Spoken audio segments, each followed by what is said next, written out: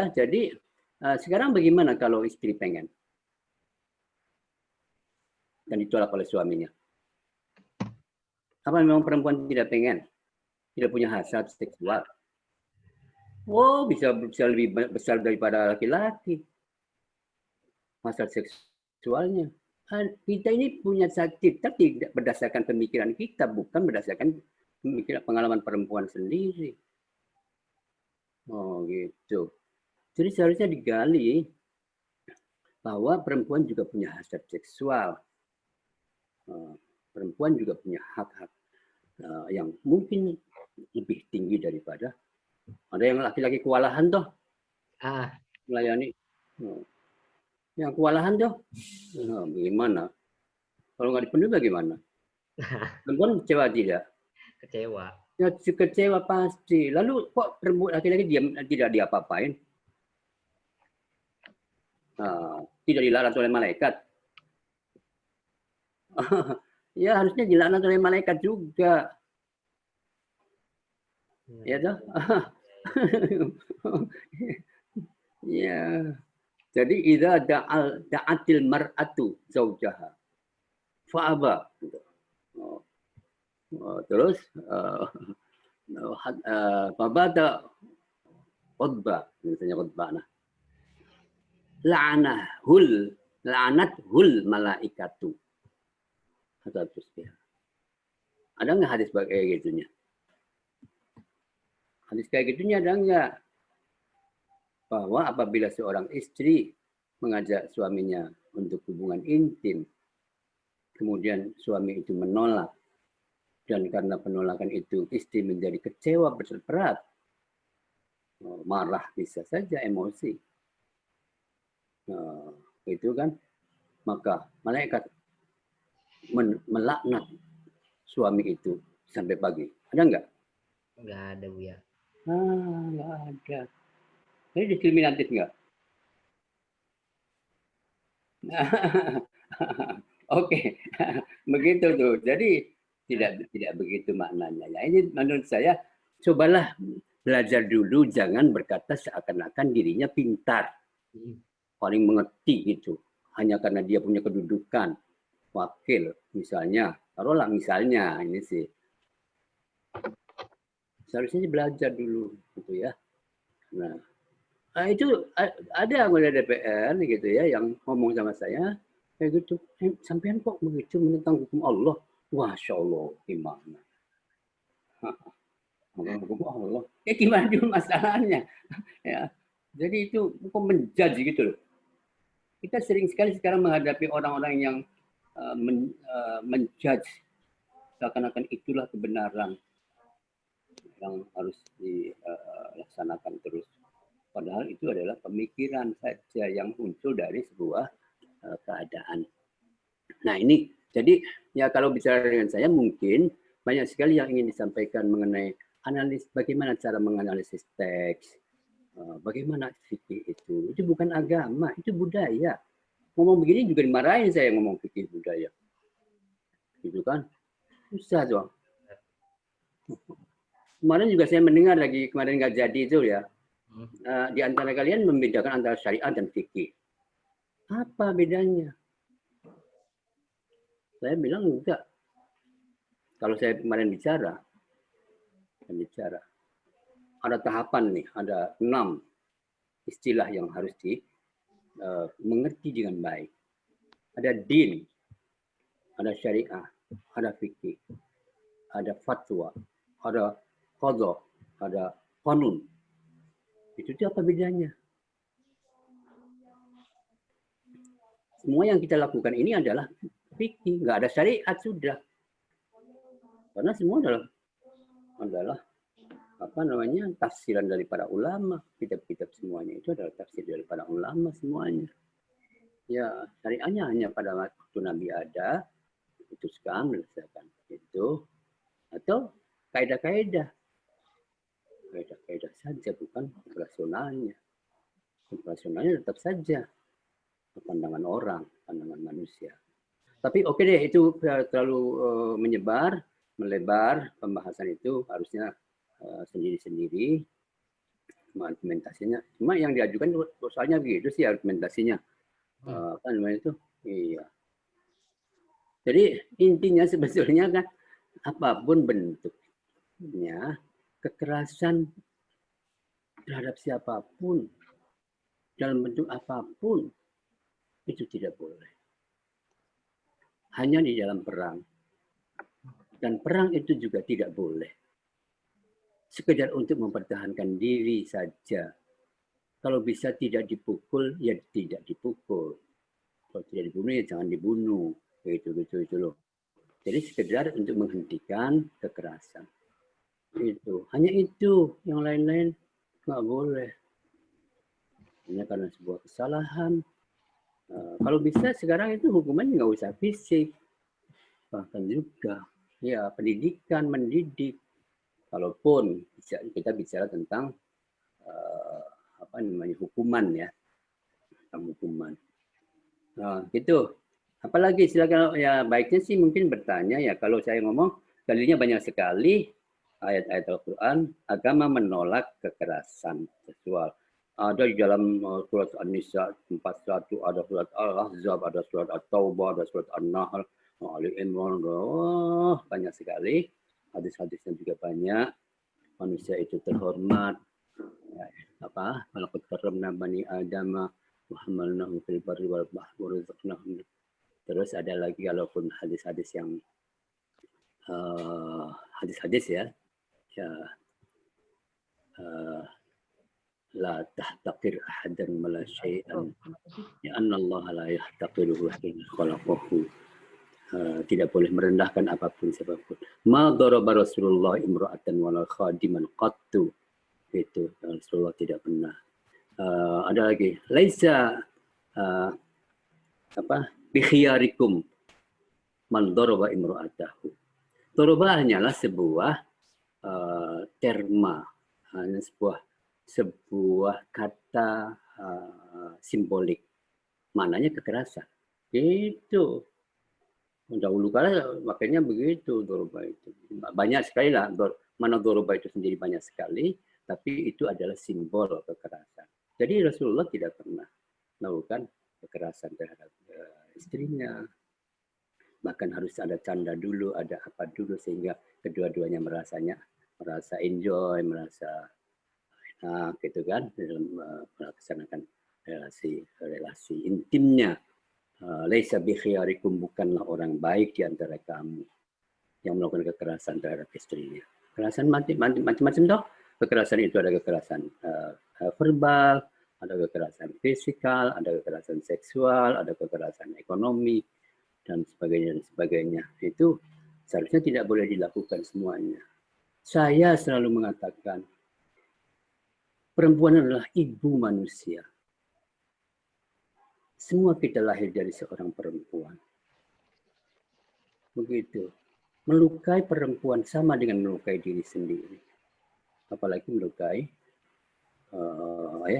ibu ya. Ibu istri sendiri dan sebagainya. Itu sangat tidak baik. Perempuan adalah sumber kehidupan. Jadi perempuanlah kita ada, gitu ya.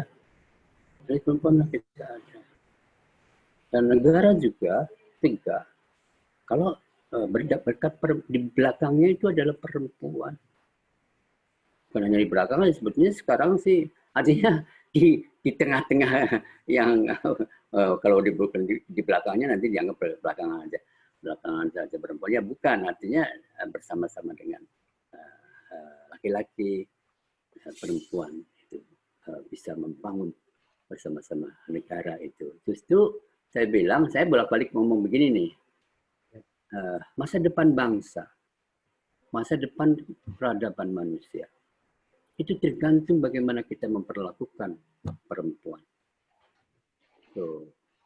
Perempuan menjadi sehat, kalau kita memberikan ruang sehat atau mendukung sehat bagi seorang perempuan, perempuan menjadi cerdas, menjadi mandiri, begitu, maka akan lahir generasi-generasi yang cerdas, sehat, dan mandiri. Oh, luar biasa. Tetapi bagaimana kita merendahkan perempuan, bagaimana kita menyakiti perempuan, kekerasan, mensubordinasi, apalagi memaksakan. Itu maka ya hancurlah negara ke depan. Bangsa ini akan hancur sama sekali. Al-mar'atu imadul bilad ya salhat salhal bilad wa idza fasadat. Itu adalah kita sendiri yang memperlakukannya. Bukan perempuan itu sendiri. Kita saja yang memperlakukannya dengan kasar. Gitu. Ya, begitu. Ngomong banyak sekali nantinya. Jadi, kalau kita memperlakukan itu, maka artinya kita menghancurkan diri kita sendiri. Itu. Saya berharap sih, mana-mana perempuan harus mandiri, jangan bergantung kepada itu. Itu nanti itu banyak sekali problem. Undang-undang diperlukan sama sekali untuk bisa melahirkan itu generasi yang sehat. Saya bilang masa depan bangsa negara itu ada di rumah dulu gitu, berangkat dari rumah, dari situ, dari ruang kecil sekali. Terus terus membuat sebuah komunitas, dari komunitas membuat komunitas kecil menjadi komunitas besar yang namanya negara dan sebagainya. Banyak sekali kesuksesan yang negara dipimpin oleh perempuan. Justru hebat sekali perempuan itu. Entah.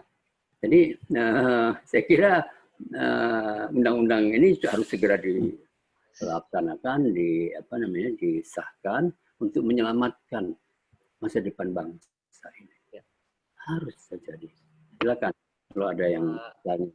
Mungkin gini Bu ya, sebelum masuk ke sesi tanya jawab, ini sebelumnya saya ada pertanyaan titipan dari teman-teman santri putri yang belum bisa ikut gabung. Ya. Ini terkait pemaksaan perkawinan Bu ya. Perkawinan apa? Pemaksaan perkawinan. Oh iya. Nah ini sering nih di santri-santri putri ini terjebak sama doktrinisasi kiai-kiainya, ustadz-ustadznya dengan landasan hadis janda lebih berhak atas dirinya daripada walinya, sedangkan anak gadis yang menikahkan adalah bapaknya. Dan ini didoktrinisasi sama salah satu kiainya. Intinya kalau lebih berhak atas dirinya, maka orang tua lebih berhak atas anaknya. Nah ini biar santri-santri iya sudah. Gitu. Baik. Ya. Jadi ada begini, ada perempuan itu sebelum menikah dengan orang lain, dengan orang menikah, maka dia berada di dalam perwalian wilayah, gitu kan, laki-laki, wilayah laki-laki. Ketika menikah, dia menjadi di bawah kekuasaan qiwamatur rijal. Jadi yang kita bicarakan adalah wilayah dan qiwamah. Itu sebelum menikah namanya wilayah, setelah menikah namanya qiwamah. Rijalul qawwamuna itu. Yang ini nikah apa namanya wali gitu. La nikaha illa biwaliyin. Nah, gitu kan. Ini stajaru. Walinya aneh-aneh juga. Walinya itu harus laki-laki. Saya sebetulnya memancing-mancing ya. Bukan bapak. Bukan hanya bapak. Laki-laki gitu loh. Iya. Aneh sekali tuh. Mengapa tidak ibunya? Jadi kalau misalnya seorang menikah, di situ bapaknya tidak ada, kakeknya tidak ada, ibunya masih ada, kakaknya masih ada, itu ya. Tapi kakaknya perempuan. Itu seorang perempuan menikah. Siapa yang mengawin? Ada punya adik laki-laki. Siapa yang menikahkan? Orang-orang mengatakan adiknya. Kenapa bukan ibunya? Misalnya juga perempuan itu sudah sarjana S2, S1, S2 atau ingin menikah. Dia punya adiknya laki-laki yang masih SMP. ibunya ada juga. Siapa yang menikahkan?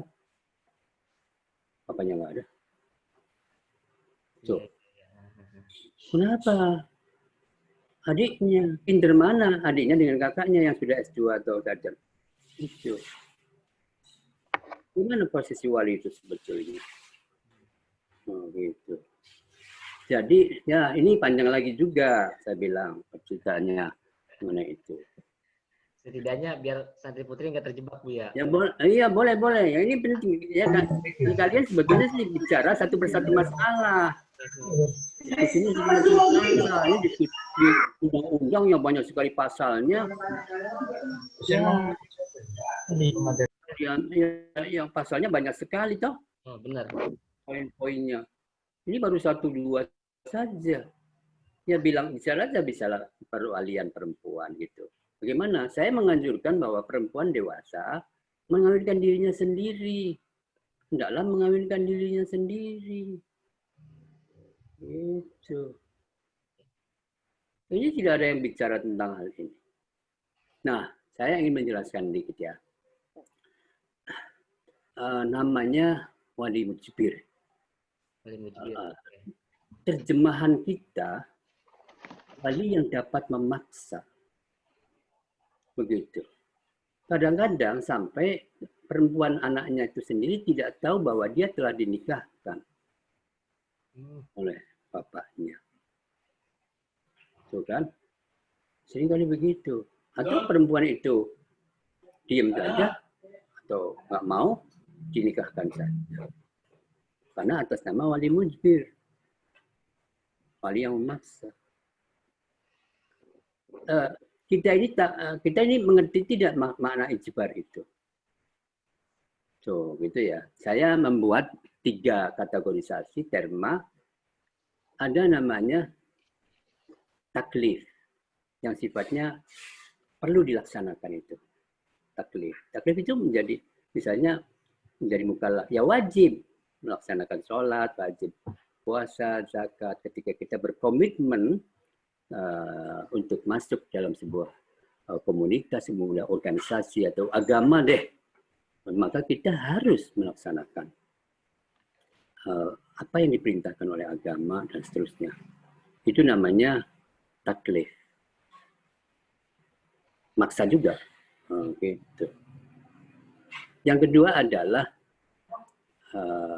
ikroh. Memaksa juga artinya. Itu. Yang ketiga adalah ijbar. Memaksa juga artinya. Tekstualitasnya begitu. Saya bilang salah. Saya bilang tidak bisa disalahkan. Boleh deh, tapi maknanya berbeda. Setiap kata memiliki kandungan makna dan nuansa yang berbeda-beda. Satu atas yang lain. Gitu ya. Nah, oke. 2 hal saja. Kalau taklif, oke deh, kewajiban. Yang kedua adalah ijbar dan ikroh. Ijbar itu, begini. Di dalam mazhab Syafi'i, adanya dalam mazhab Syafi'i. Tuh, kalian ini tahunya juga, kitabnya itu juga sih, soalnya nih. Wah, kitabnya jangan itu aja. Banyak. Dan sah semua itu, ada dalilnya semua. Jadi kalian tahunya dalilnya itu saja. Farikah illa biwaliyin. Atin nakahat biwali izni waliha. Farikahuha bafilun. Gitu-gitu ya, saya juga hafal. Gitu-gitu sih hafal. Wa in istadzaru fasultan waliyyu man la waliyalah. Gitu. Gitu kan. Ayu mamra'atin nakat bi ghairi waliha farikahu, ya itu macam-macam ya, banyak sekali gitu ya. Jadi oke. Tapi oke deh, saya bilang kita boleh berada di dalam mazhab Syafi'i. Bagus juga, nggak ada masalah. Tetapi kita harus memahami apa yang dipahami, yang dimaksud oleh Imam Syafi'i itu sendiri. Yang ini kebanyakan kita tidak paham nih. Karena kita tekstual dan indoktrinatif, lagi-lagi indoktrinatif. Mengajarnya itu loh, diabsai saja sudah. Diabsai penuh, berarti sudah selesai. mondoknya. Ya. Mondoknya udah diperiksa absaannya banyak sekali. Wah, pinter nih. Kayak gitu itu kan. Ya, sorry ya. Saya juga orang mondok sih. Saya juga anak saya juga mondok masalahnya. Saya punya pondok juga. Saudara-saudara saya punya pondok semua. Adik-adik semua. Di Lirboyo, di Langitan, di Jombang, di Jember, di banyak. Jadi kalau saya mengkritik, ya mengkritik diri sendiri nih. Kalau mengkritik, ya saya mengkritik diri sendiri juga. Dan tapi saya sedang melakukan perubahan harus terhadap meskipun ya masih sendirian aja. Harus sendirian nih. Aduh, ayah nih. Oke nih. Ini. Jadi kata Imam Syafi'i, ya Bapak itu wali mudbir sepanjang tidak lam yakun hunaka adawah. Jika tidak ada kebencian, ketidaksukaan antara perempuan itu dengan orang yang mau dinikahi, yang ditawarkan oleh bapaknya itu. Jadi bukan tidak membenci, tidak menunjukkan ketidaksukaan. Yang kedua, ya juga apabila tidak ada adawah, bahasanya bencian, penolakan terhadap apa yang terhadap bapaknya, tidak membenci bapak sih itu misalnya, saya nggak suka pak gitu misalnya kan, itu tidak ada begitu, tidak ada reaksi dari anak itu yang akan dinikahkan oleh bapaknya itu, reaksi penolakan dengan ekspresi, misalnya ekspresi itu lari, perempuan itu lari masuk ke kamar, tutup kamar, kunci di dalam kamar, nggak mau makan misalnya, diem aja, itu namanya ekspresi penolakan, begitu, ya. Terus ya kufu, harus dengan kufu juga, ya, yang ditawarkan kufu meskipun juga itu adalah tetap saja tawaran bukan pemaksaan, kufu sih ya, kesesuaian saja, itu kesesuaian supaya bagus. Jadi sebetulnya ijbar yang disampaikan oleh Imam Syafi'i itu adalah apa ya, tawaran mengarahkan yang membimbing gitu, memberikan tanggung jawab sebagai seakan-akan tanggung jawab seorang bapak terhadap anaknya perempuannya yang belum mengerti tentang apa-apa, begitu, yang sudah seharusnya. Dan itu terjadi pada masa lalu ketika perempuan itu ya tidak mengerti suaminya siapa, gitu kan. Itu kalau kita bicara tentang itunya saja ya, belum bicara yang lainnya, kenapa harus bapak gitu kan. Tadi saya sudah mengatakan kenapa harus bapak sih, ibunya, kenapa tidak ibunya, orangnya cari duitnya ibunya, yang pintar ibunya sih gimana, begitu ya. Jadi irsyad, apa namanya irsyad atau tanggung jawab, mas'uliyatul wali atau ab alal binti. Itu jadi kalau ada ekspresi penolakan ya nggak boleh, itu namanya ikroh tuh.